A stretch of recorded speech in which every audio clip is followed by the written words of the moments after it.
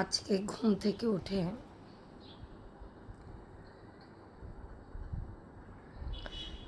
খারাপ লাগছিল। আমি যখন রুম থেকে বেরোলাম দেখলাম যে বাসায় কেউ নেই, অন্ধকার একটা সাইড, আর একটা পোর্শনে ভীষণ আলো আসে, তো হয়ে যায় আর কি, আলোতেই হয়ে যায়। বাবার রুমে গিয়ে আমার মনে হলো যে বাবা নাই,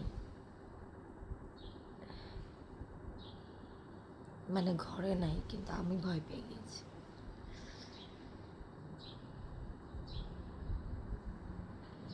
বাবা মা, তোমাদের সন্তানরাও তোমাদের কথা চিন্তা করে।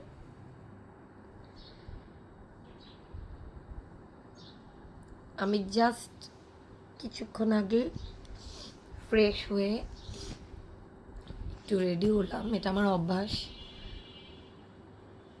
নিজেকে একটু রেডি রাখা।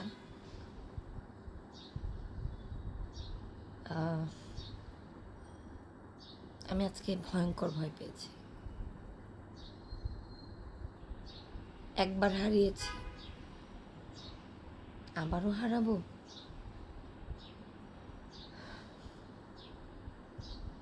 মা বাবা, মা বাবাই, এদের মতো আসলে কেউ হয় না। আমার সকালবেলার ইমোশনটা আমি বললাম। সবাই সবার মা বাবার জন্য প্রার্থনা করবেন।